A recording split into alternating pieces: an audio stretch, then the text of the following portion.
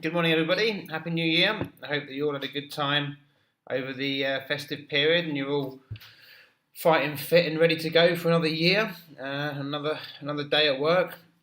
As we all know, New Year's is always a good time for resolutions and making them changes.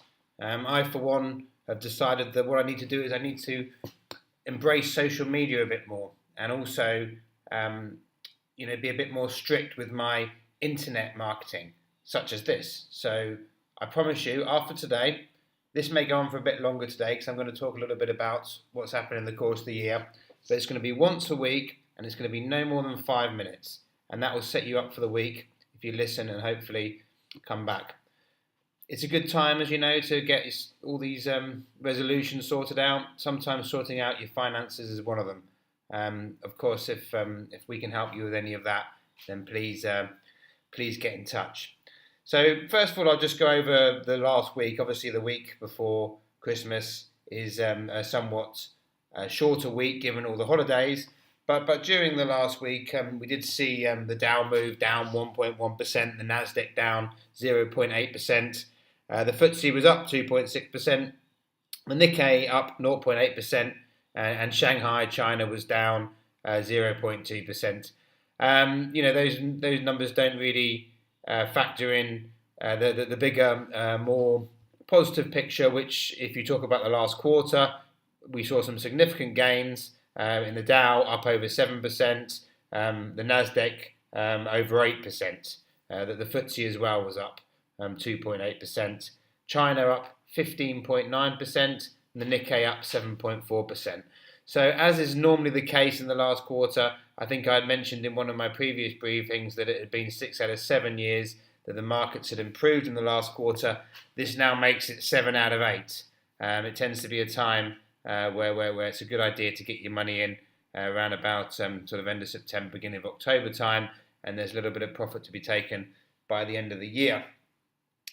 To go into the currencies, we've got the Euro US dollar at 1.09, US dollar sterling at 1.48, Japanese yen at 121, Chinese yuan at 6.51, and the Thai baht at 36, and the Vietnamese dong, for those of us over here, at 22,485.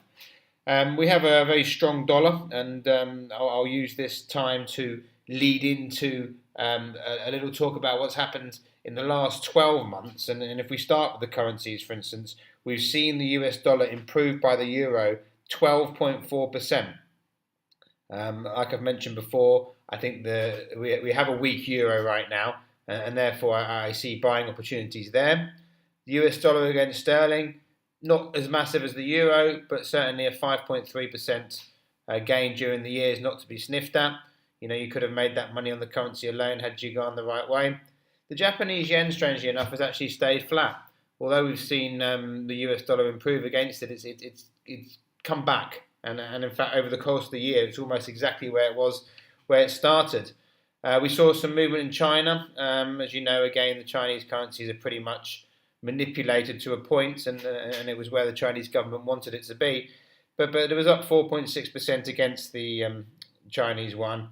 Thai baht, it was up 9.2%, and the Vietnamese dong up 5.1%. Again, the last one in particular is possibly down to some sort of desire of the monetary policies in these places. So a very strong US dollar, and that will probably continue for the near future, especially given the fact that we're expecting to see interest rate rises continue after the first one in December, although I think it will be managed in a proper way. The markets, though, the US markets was a slight different to the strength of the dollar. We saw the Dow down 3.5%, but the Nasdaq up 4.2%. Bear in mind that one of the reasons why the Dow appears bad is because of the large cap mining and oil companies. As we know, oil and mining have suffered terribly of late, and that seems to have that did continue during 2015. I actually do think there is a little bit of value in mining right now, but I'm still very cautious in my approach. As for oil, Well, personally, I just think there's too much political involvement in the price of oil, and with the instability in the Middle East, I think it's just better just to stay away, because you never know what can happen. So we saw the Nasdaq up 4.2%. So tech companies are flying. My bundle of four, which I bore you to tears with: Facebook, Microsoft, Google, Apple. You'd have made more than 20% on those last year. Bought them at the 1st of January, sold them at the 31st December. 20% gain. Can't go wrong. Everyone in the world should own these shares. Japan was up, actually, over the course of the year. It was up 9.1%. And China, despite the crash in September, still finished the year 9.4% up. So again, there's positive numbers coming out of this, and even though the UK was down 4.9%, the economy is in a good place in the UK and the US. Unemployment's low, and so I'm very much a glass half full type of person.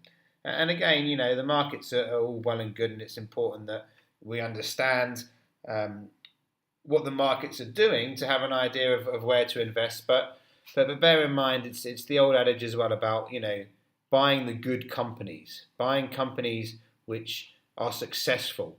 I'll chuck our weekly phrase in our weekly this one time from Warren Buffett, and obviously he's come out with probably many of them, but one of his famous lines is that he would rather buy a good company at a fair price than a fair company at a good price.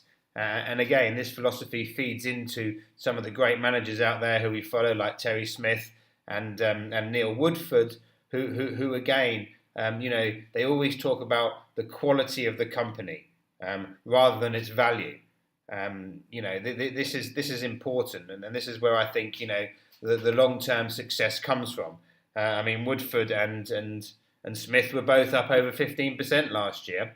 And when you compare that to the markets, it shows that that's active investing rather than passive with the right ideas works. Rolls-Royce is another example. Rolls-Royce has taken an absolute hiding, and I own Rolls-Royce, and I'll be the first to admit that it's horrible when you watch your share price fall 30-40%.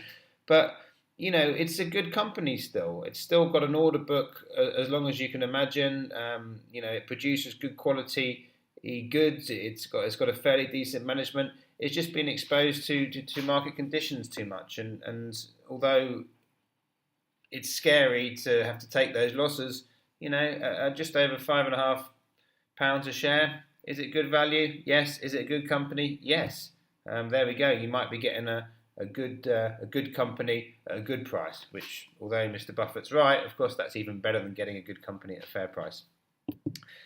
So, I don't want to talk too much more because, as I say, obviously I've taken this a bit longer today because it is the first of the new year, and also because I've talked a little bit about what's happened during the year. I will keep them to no more than 5 minutes moving forward, so you can rest assured of that. The main stories throughout the course of the year, of course, were mainly the oil prices, which I've touched on, falling by half, and of course the interest rates scenario being that one, you have interest rates going up in America and going down in Europe. Either way, both can be looked at with a positive light, in that the health of the American economy has improved, hence the reasons they can raise interest rates, and the fact that interest rates and quantitative easing, interest rates cutting and quantitative easing is continuing in the Europe shows that this should stimulate the markets, as happened in 2014 in the US, where we all hopefully made plenty of money. So, right, I'm going to leave it at that for now. As I say, let you get on with your day. And as I say, good luck with everything. I hope the new year brings you what you want. Please do get in touch if we can help you in any way, shape or form. Cheers.